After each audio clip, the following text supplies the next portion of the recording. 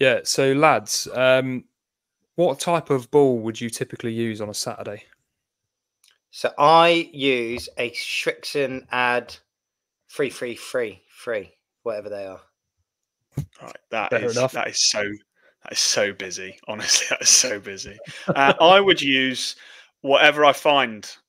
You know, you're going around. I'm losing balls. I'm finding balls. Yeah, whatever's on the course, if I'm honest, mate. Yeah, I can definitely relate to that, mate.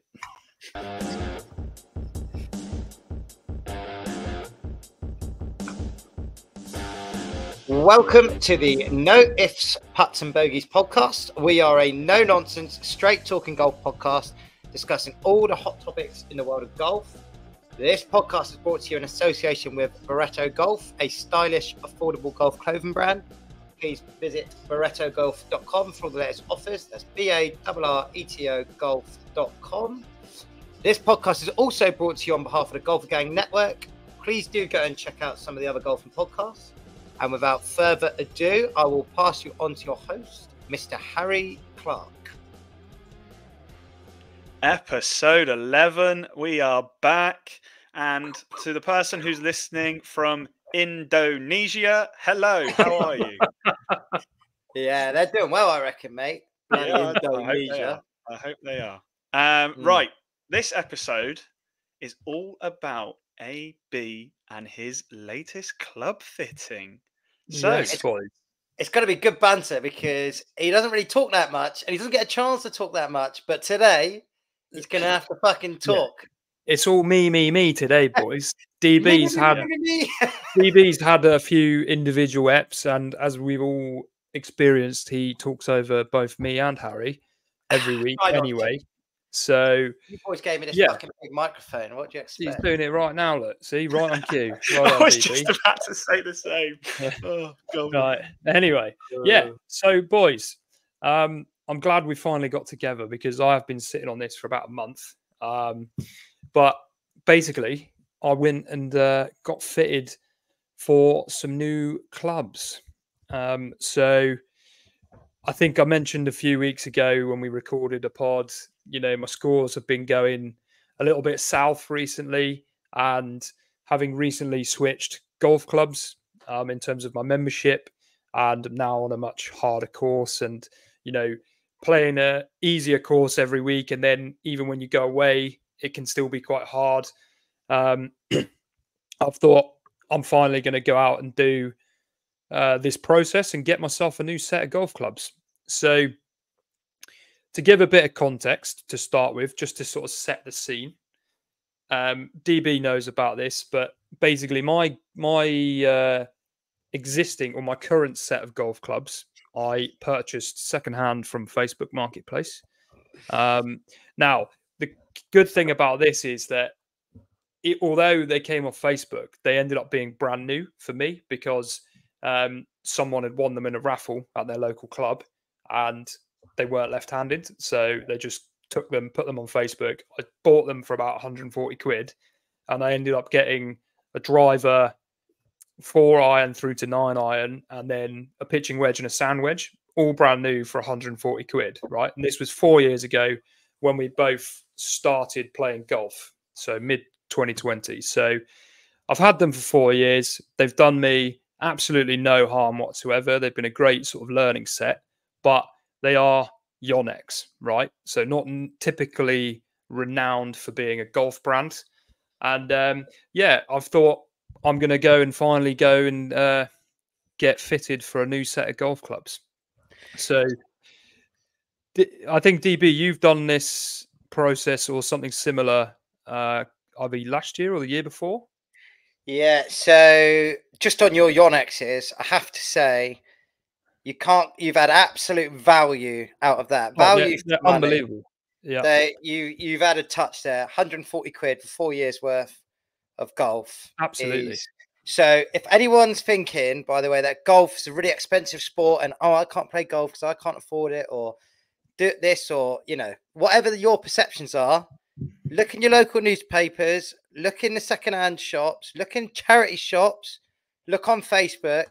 There are cheap clubs available out there that you can pick up on the cheap and get started. So and there's yeah, also cheap quality golf clothing at Bretto Golf. Check us out on Instagram, TikTok, and BrettoGolf.com. Very absolutely. good, mate. That's why you're here, Harry. Well done, mate. But yeah, I have done the fitting process previously, around about this time last year. So I actually was 30 last June. So it was a 30th birthday present from me to me. So yeah, was an experience in itself. I won't talk too much about it because this is about your experience. But yeah, man. So I getting went back to in with, I was going to say, I went in with not a lot of idea of what was going on and come out with still not a lot of idea of what's going on. So I'm interested to hear what you come out with.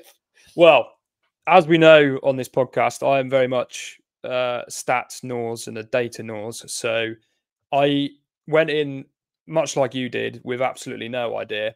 So starting with booking the appointment online. So I booked an appointment that was branded as fairways and drivers. So I've gone in immediately thinking I'm going to come out with a full set of clubs, right? And so you get there, you get a free bucket and you go onto the driving range. So I've gone onto the driving range. I'm doing a bit of a warm up, which is just I've hit pitching wedge, I've hit 8-iron, I've hit 7-iron. I've gone through all my clubs, hit a couple balls each, and I've absolutely flushed every single one of them. Right. So I'm in the driving range bay, and basically, and I couldn't believe it because I don't really like going to the driving range because I never hit it very well. But I've absolutely That's no different to you playing on the course, lad. yeah. So anyway, I'm absolutely flushing it, and then I thought, fucking hell, I'm creaming this. I'm just going to get the driver out. So I've got the driver out as well, and I've absolutely started crushing the driver. And so the guy I booked the lesson / fitting with is coming up, and I've just fucking smashed another one down there, and I'm thinking I'm on fire here. This is going to be a really good hour and a half. And so at anyway, that point, you just turn around and just go, "Don't worry, pal. I'm all right today. Yeah. I've Well, got this on lock." Yeah, after about half an hour of the next part, I was thinking, why the fuck have I showed up here? Basically, because effectively, we've gone into so this is at Golfers' Choice in Northampton. So it's next door to Delaprey Golf Club, which is my former club. And it's a really incredible setup that they've got there. So we've gone into this like fitting room, basically. Big screen, the TrackMan on the floor and whatever. And because I'm warmed up, he's basically gone, get your 7-iron out. So apparently it's a thing that when you're having a new set of irons, you only swing your 7-iron because it's kind of like a mid-range. It's in between your sort of pitching wedges and your long irons. So basically, everything is based around the stats of your 7-iron. So he's told me to get the 7-iron out, and he's put a few stickers on the club face. And then his first question to me was, "What ball do you use?" And I've looked at him and gone, "I use whatever's in my bag, mate." Like, I literally just use whatever's in my bag. To a professional, it's like alien, but to an amateur, you just fucking take whatever's going. Like I reckon most people fucking buy like lake balls and shit. Like yeah. So I get my balls from you, Dan. So we get a big bucket from some bloke who just fishes them out of a lake, right? I think. I thought you were going to say then. I thought you were going to say then. I get my balls from Dan. Dan hits them into the rough, and I just go and get them, and he just carries on. No, basically, a mate of a mate knows this guy who lives in North Cornwall, and he meets me at a petrol station every now and then, and just gives me a bucket of balls, and I give him like 20 or 30 quid. Yeah, exactly. And so I've done the same, and I've bought mine through Dan's mate of a mate, and he's gone and collected them from this petrol station, and then I've got this tub in my garage, and so I fish out 3 or 4 a week and put them in my bag, and then I take that, and is that it? Is it whatever, 3 or 4? Is it? Yeah, whatever comes out of my bag is what's getting used, right? And so anyway, he's gone into sort of explaining the different because basically when you're doing the fitting, there's different balls on the side. So he's explained a load of the different balls to me, and I'll come back to the ball thing in a bit. But basically, we've set the machine up, and obviously I'm left-handed, so he set it up for me, and basically the flag is dead straight, right? So the flag is dead straight in front of me, and basically he's just gone, just hit a few balls with my 7-iron. So I've started hitting a few balls, and if you imagine the pin being dead straight, every single one of my shots, right, was going to the right of the pin. So for me as a left-hander, that's inverted commas a draw, right? But it's really just, draw, is it? A draw, yeah, you say? Yeah. It's really just, and this is what comes out. This is what's coming out of this process, right? It's really basically my technique. So anyway, I've hit these balls, and one thing I will say about myself is I have at that point, it might not be good, but I have a consistent technique because I'm hitting the balls exactly the same every single time. So that is in my favor, in fairness. But anyway, I'm hitting this, and for about the first 15-20 minutes, they are absolutely terrible compared to what I was doing on the driving range. And so, are you nervous? Well, I was a bit I couldn't really get my bearings with the screen. So obviously it was similar to when the three of us went to what was the place in London? Pitch. So when the three of us went to pitch, and I had a bit of a mare in that evening, it was a similar thing. So there was spotlights like directly above me, like it was messing up like where I was lining up the ball, and I was getting really hot and bothered. I was getting really stressed and really angry. Sound like you at all, mate. In the end, like after about 15-20 minutes, fucking flustered playing golf. Yeah. So anyway, I've managed to sort of like loosen up a bit, but anyway, for a solid, I've got an hour and a half appointment, right? And so for a solid hour and 20 minutes between hitting my own club and then hitting the various different ones that he was recommending to me, all or 95+% of my shots were going to the right of the pin. So I was not putting anything on the left-hand side of the screen at all. And basically they were all going sort of in that shape and low. And then on the screen, they weren't so low trajectory, and I wasn't really getting any spin. So when he's sort of taking you through the different clubs, every now and again we pause and he goes through the stats. And so this is where like I learned like so much like busy stuff basically that you wouldn't necessarily ever like sort of consider. But effectively, are you ready for it, boys? So the sort of the average launch angle, right? So launch angle. So when you've hit the ball, how it comes off the face of the club for a 7-iron should be 17 to 20 degrees. And we went over to the screen, and mine was basically like 13, 14, which is partly why I hit a very low trajectory with my irons.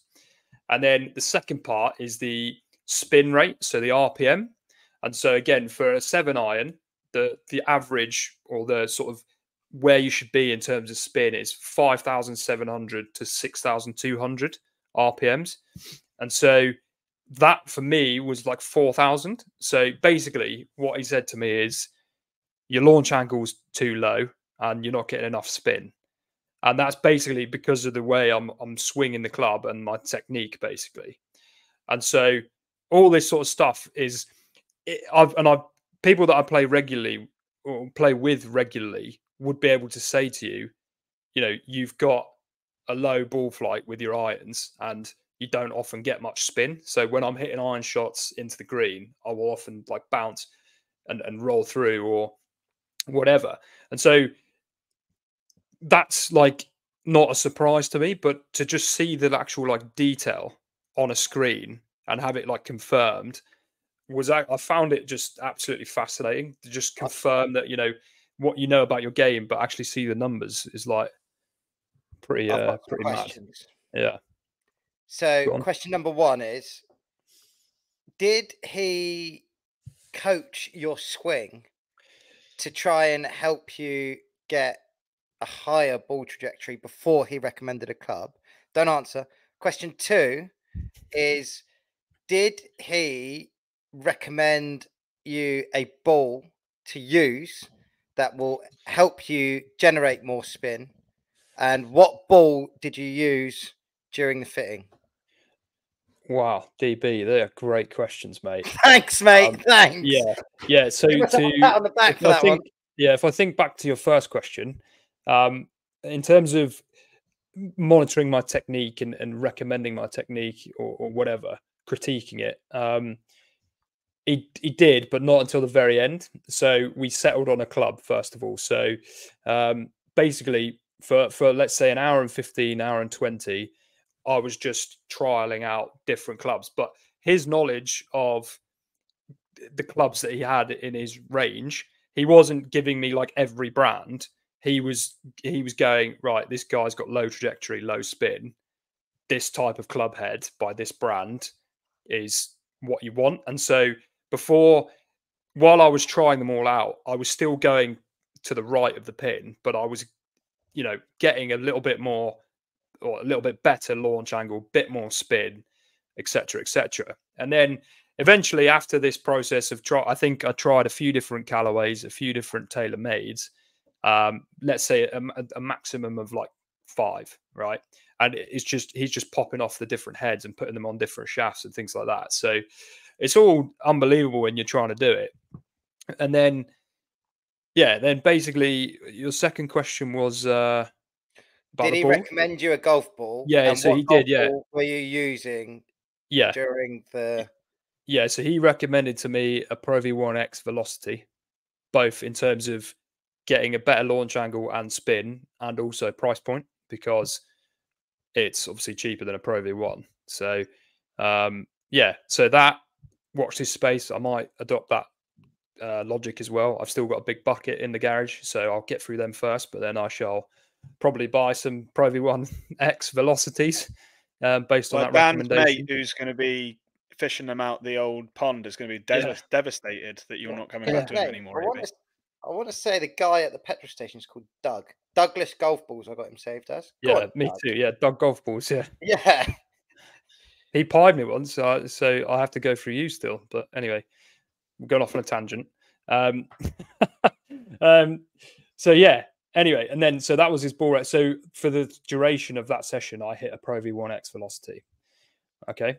And so eventually we then basically settled on what I ended up purchasing, which is a Callaway Apex. And that's based on, the way that they've built the club head is to give you a better launch angle. And then he's given me like a fairly lightweight shaft and an extra, not an extra thick grip, but thicker than what I had before. So it just sits in my hands a bit better. And so then we're sort of getting into the last sort of 10, 15 minutes of the session. And he goes, you need to do this with your hand, your bottom hand. So he basically rotated my bottom hand a little bit more over the top. And then he was like, right, swing that now. And I swung it and I shit you not, it went straight. Right. So these pro golfers know what they're doing, isn't it? I've literally spent an hour and 20 minutes hitting the same shot over and over again to the right. I got some on the green. Most of them were missing the green. He's done one little thing with my hand and I've hit the Callaway and it's gone straight. Shit, you're not. And then, then it's like, right, well, that's bloody good. Literally the last 10 minutes, I put 100% of the balls either straight or just left of the pin. So I've literally spent an hour and 20 minutes going one way. He's done one little rotation with my hand. And then I've spent the next 10 minutes hitting, I think I hit 15 to 20 balls that way. So at the end of the session, at the start, wouldn't it? Yeah, it would have been, but we got there in the end. But I just found the whole thing absolutely fascinating. And in the end, I've purchased a new set of clubs. So I bought 8 clubs for, I'm not going to say how much, but I've got one of them here. They're still in the plastic because I did this a month ago. I had to wait a fortnight for them to come in, and then I was on holiday. So I only collected them on Monday. So at some point this week, I'm going to try and get to the driving range. But if not, they will just get a debut on Saturday morning and we'll see how we go. because I really just want to use them. I've got a couple of points and one more question. So the first thing is, it must be so frustrating for like professional golfers in this scenario to watch average golfers like us consistently do the wrong things Yeah. and having to stand there quiet for like an hour and 20 minutes, knowing that all you need to do is just move your hand a little bit to the, Yeah. a bit over. Like, Yeah, it's a they strange must one pull because, their hair out. yeah, it is a strange one because, and initially when I was flustered at the beginning, I was kind of in a bit of a, am I in a lesson? Am I in a fitting? Why am I not hitting a driver? Like, I wanted to get like a full bag, and we were just focused on art. So basically, I've got to go back 2 more times to do wedges and then also to do driver if I want to get a completely new bag. But yeah, I guess I paid to do a club fitting, but it kind of is a bit of a lesson as well, because he did sort of give me a bit of advice at the end. And one thing I've done on top of that to sort of practice and enhance the new grip that he told, or the recommendation he told me, was I went on Amazon and I got one of these. Is that £8. the grip that is that? Did he tell you to do that? Well, no, he didn't tell me to do that. One of my pals did that I play with on Saturdays. But basically, I would really recommend. They probably know more than him, to be fair. Yeah, mine's a left-handed one, but I mean, and presumably you put it on the end of a club, but I actually just sit here holding it and doing this, and I shit you not, when I took my new club out of the box for the first time, I held it in my new grip completely naturally, without like just from just holding this. So yeah, £8. It might turn out to be. You're gonna have to describe what that is in your hands for the people that are listening. Oh yeah, so it's a grip trainer. That's basically it. Yeah, it's a golf club grip trainer that has got like, I don't know, it's got like ridges for your hands. It's got a few lumps and finger bits to sort of put your hands. Yeah. What else do you want me to say about it? It's a fucking grip trainer, I've got one last question. So the clubs that you ended up with, yeah, are they essentially off the shelf, or did he stand them up? Did he lie them down? Did he do anything to them? Did he cut? Was there anything? They're not. Well, no. So they were ordered, custom made from Callaway. But when I say custom made, they are like, I've got a specific head that I was hitting. Yeah, I've got a specific. So they. But that head, they make the heads, the shafts, and lion loft. Yeah. For that head. Yeah, yeah. So he didn't tweak it or do anything to it or anything like that. No, no. But by design, they have like higher launch angle and things like that than what my existing clubs have, and they kind of like this bit like can unscrew and clip onto a different shaft. So I've got a specific shaft, a specific grip, and then a head that will hopefully help me get better results on the course. Yeah, nice. You sound pretty positive about it, AB. Would you recommend it to other people, or do you think, in terms of handicap wise, is it like go from like fresh, you just started playing golf, you've been playing golf for a little while? Where would you kind of put that in place? Yeah, good question, mate. So I guess just to sort of relate it to my own experience, the reason why I bought something off Facebook for not too much money was because back in 2020, as a beginner, I wasn't sure how long I was going to actually play the sport for, or even like end up liking it. So, I thought I can't borrow anybody's clubs that often because I'm left-handed anyway. So I went out and got that secondhand, or that set of Yonex off Facebook. And yeah, I guess for that initial £140, I've certainly had my money's worth. This process now, because I've had experience for 4 years, I'm sort of well tuned in the game anyway, in terms of like knowledge, not in terms of ability, in terms of knowledge. Steady on, fella. Yeah. Well, I know what I'm talking about. I just don't. Yeah. I just can't apply it that often. But anyway, so yeah, because I've purchased these now for the next sort of 10 years or so. So it's a bit more of an investment. So like I said, these irons were 4 figures for 8 clubs, and then I've still got to go back and sort out wedges and a driver. So it's a much more financial investment to do.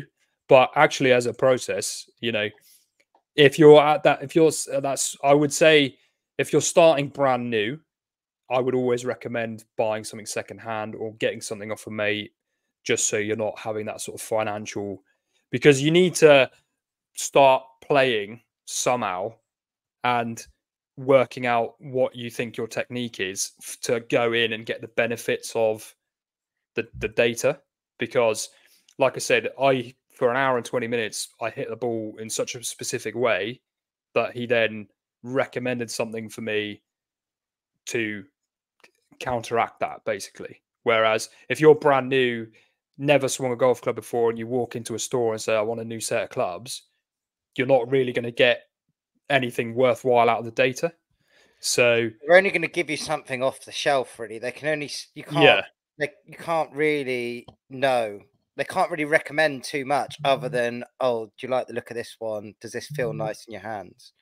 As opposed to, like what AB's saying is, you're using a specific technique, or you need to work on this, or we'll stand it up a little bit so it does this, or light it down so you can do this, or whatever it is. You aren't going to know that if you haven't got a swing to work with. yeah. So I agree wholeheartedly with what AB's thoughts are. I actually started playing with my granddad's old clubs, so they were free. And when I went in to get fitted for my new clubs, obviously you take your old clubs, and matey looked up, I don't know if there was like a serial number or something or other. He looked it up on his little computer system, and he said they got discontinued in 1996.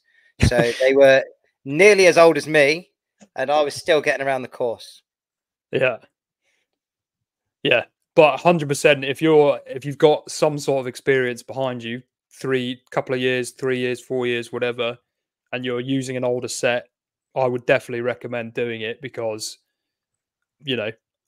time will tell. We'll see how I get on Saturday and in the future, but I'm absolutely buzzing that I've got them, and especially with the sort of bit of advice that was incorporated within the fitting, in terms of my grip. I'm absolutely buzzing, and I think I really can get sort of better at the game now. It's the easiest way to knock 5 shots off your handicap is just drop a couple of thousand on some new clubs, and you'll be fine. Yeah, exactly, mate. Now, real talk though, I do think they will help. I went from having a handicap consistently in the sort of low 20s, 21 to 23. I'm off 16 now in just under a year, so it does help. They do work, but you have to work on your game at the same time. Don't think it's an overnight fix. I'd get some new clubs and get some lessons, which I'm sure AB will do. And we'll soon find out if they're any good, won't we, AB? Because, breaking news, myself and AB are actually playing together for the first time in a long time on, is it the 22nd of June? 22nd, yeah. So not this weekend, the weekend after. So stay tuned, because we will tell you all about it. We know you're dying to hear about it already, but you have to wait. This is being filmed on the 11th of June, so you have to wait 11 days. Don't know when we're going to publish this one, but we've also got so many podcasts in the works that we're churning them out like a bloody factory over it. Well, I mean, it could go one way. You could come back. You've done really well. You guys obviously work well as a team, this, that, and the other. Or this could be the last time you hear these two together on a podcast. It could fall apart, and absolutely, the clubs could be thrown. Yeah. What I'm looking forward to is, once, like 4 years ago, did actually play this course with AB. We went out really early in the morning, and in the back of my head somewhere, I think I did all right. And all I've heard since he's moved clubs is, oh, it's so difficult over there. My handicap's going up. I can't wait till I can get there. Do you know what? I can't wait to have you there as well, because I think you'll be in for a shock. Oh, well, let's see. Yeah. The fighting talk has begun. Yeah. That's a good place to leave it, I think. Let's I haven't got anything else to add. I just thought it would be worth doing a pod while it was still relatively fresh in my mind. So yeah, thank you for your time, chaps. Thank you, AB. I really enjoyed hearing all about that, and I hope you enjoyed my questions. Absolutely. Now, thanks, You're AB. I better at think asking questions than answering them. That's for sure. I can't give you a straight answer about anything, mate. Yeah. No, thank you very much, AB. I think that sharing your experience is good. Everyone who's listening can then, take your advice and they can go and get it done, or they can go and get a set of 140 quid ones and get around the course for the next 4 years. But that wraps it up for episode 11. And we look forward to seeing, hearing, or talking to everyone in the next episode. Catch you guys later on. See you later, guys. Well done, boys. Can you imagine if that guy in Indonesia goes gets a club fitting now? That'd be I don't want any offers on these clubs because they're going in mum and dad's garage, so I can play when I'm in Cornwall. Ah, clever. Yeah.